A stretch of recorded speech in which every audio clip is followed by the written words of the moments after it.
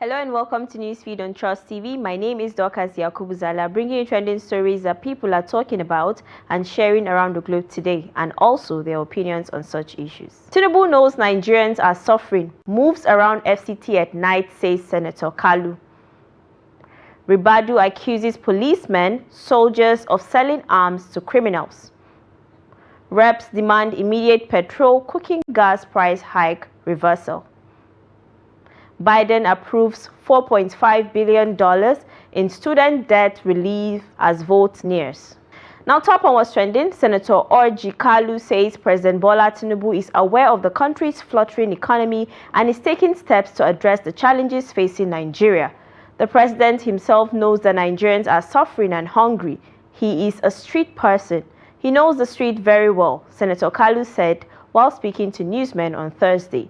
The president some nights uses his car to go around and know what is happening in Abuja here. The president goes around with 1 or 2 cars and sees what is happening. He is not a president that is locked up in the room, he added. The country's inflation figures hit 32.7% in September 2024, according to the National Bureau of Statistics. Since the removal of fuel subsidy and the floating of the naira by the Tinubu government, the cost of basic items have moved beyond the reach of millions of Nigerians. But Senator Kalu argued that the moves were very courageous of Tinubu and that the economic hardship is not peculiar to Nigeria. He said the country is also battling from the impact of the COVID-19 pandemic, which grossly affected the global economy. The pressure of COVID-19 has not gone, he said. And now to the reactions.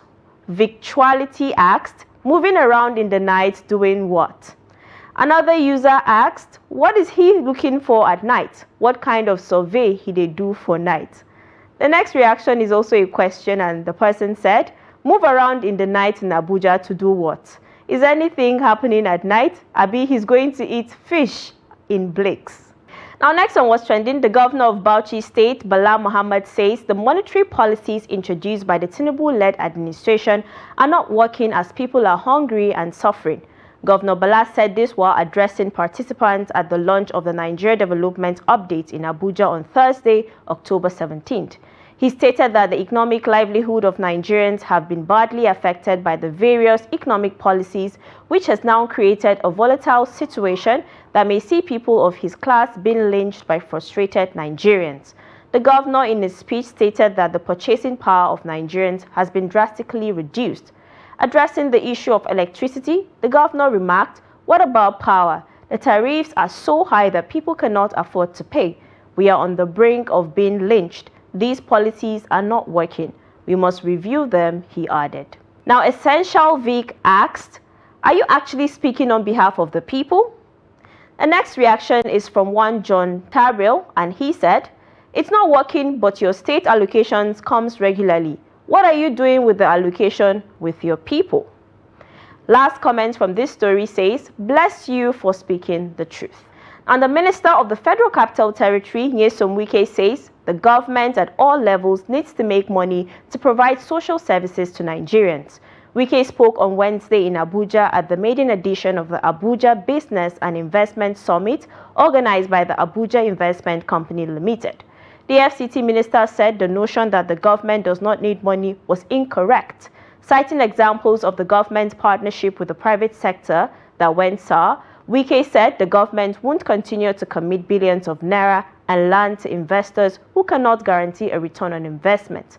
The minister's comment followed the move by the federal government to impose a 25% effective tax rate on rich Nigerians earning 100 million naira and above monthly in the country.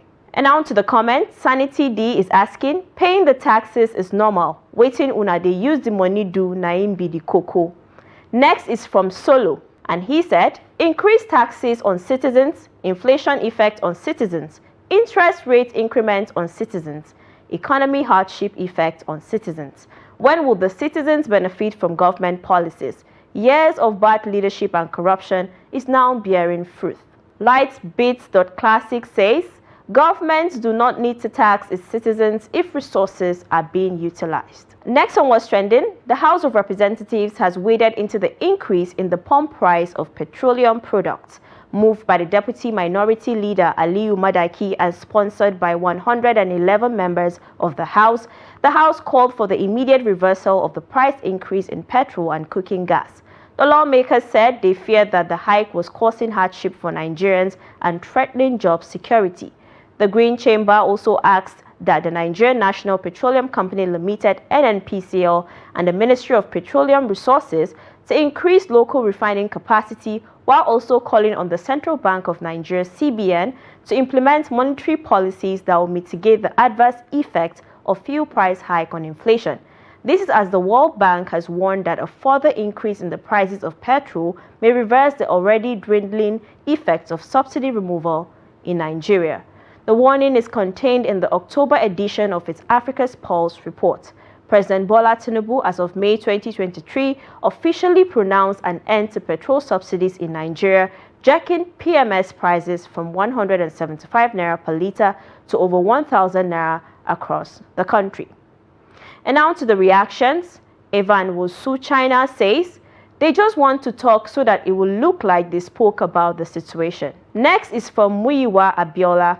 This is a good decision. Please follow through to ensure reduction in those prices to elevate the suffering of our people. One gracious _UC asked, what have they really reversed in Nigeria before? And the federal government on Wednesday met the leadership of the organized labor at the office of the Secretary to the Government of the Federation, George Akume, Abuja. Minister of Information and National Orientation, Muhammad Idris, led the federal government side, while the President of the Nigeria Labour Congress, NLC, Joe Ajero, Trade Union Congress, TUC Secretary General, Nuhu Toro, led the organized labor team. The Minister of State for Labour, Nkeruka Onyejiocha, Minister of Finance, Wale Edun, and Minister of Budget and National Planning, Atiku Bagudu, were all in attendance. Although the agenda of the meeting was not made public, the organized labor has been unhappy with the recent hike in the pump price of petrol, electricity tariff, galloping inflation, and the high cost of living in the country. And the first comment on this story says, we have absolutely no faith in this set of labor leaders. Imagine the price of fuel moving from 185 naira to 1,200 naira within a year, and they all kept quiet. Terrible. The next comment is from I Am Ability Concepts, and he said, at the end of the day, nothing will happen. I know they believe this NLC safe. Last comment from this story is from one Dr. Fortazi, and it says, if nothing is done, then we know NLC is compromised. Next on what's trending, Lagos State Governor Babajide Sanwo-Olu has disclosed that the state currently will pay 85,000 naira minimum wage to its workers, which is 15,000 naira higher than the 70,000 naira approved by the federal government in July. President Bola Tinubu signed the new 70,000 naira minimum wage bill into law in July, ending months of deliberations between government representatives, labor unions, and the private sector. Sanwo-Olu, who was a guest on a political program on Wednesday, said the state is not paying 85,000 naira to outdo others, but because it has the capacity to do so. I am glad to let you know that the minimum wage for Lagos, which we conversed and discussed with our union, is 85,000 naira today, Sanwo-Olu said on the program. It is not a competition, so I am not going to say we are paying more than some other people. It is a function of affordability and is a function of capacity. And now to the reactions. I Am Bio asked, you want people to start jumping? How much is a bag of rice? How much is your own salary? One Olofin Mark alleged, but he has said some time back that he's been paying more than 75,000. These Lagos people safe. A user with the name Temi Olutayo's comments reads, that is nothing compared to high cost of living in Lagos and in the country currently. Now let's go on a quick break. We'll be back in no time. Stay with us. Welcome back. It's Newsfeed. And the National Security Advisor, NSA, Nuhu Ribadu, is full of criticism for policemen and soldiers stealing and selling arms and ammunition from their formation to criminal elements. Ribadu stated this in Abuja on Friday during the destruction of arms by the National Center for the Control of Small Arms and Light Weapons. According to the National Security Advisor, security agents involved in the act are worse human beings, adding that efforts must be put in place to check those people. He added, "We have to find a way of putting a stop to this if we want to recover our country and live in peace and stability."